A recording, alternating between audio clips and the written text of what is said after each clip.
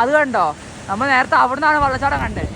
ഞാനതാ നടന്ന് അതിൻ്റെ അറ്റത്തെത്തി ഗൈസ്. ഇത് നോക്ക്, വരുന്ന വഴിയൊക്കെയാണ് രക്ഷയില്ല.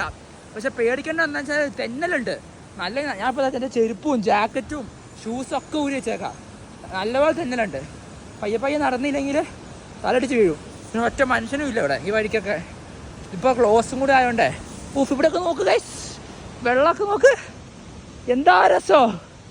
ഇതാണ് ഗൈസ്, നോക്ക് ഗൈസ്. നമുക്ക് അങ്ങോട്ടേക്ക് പോകണം.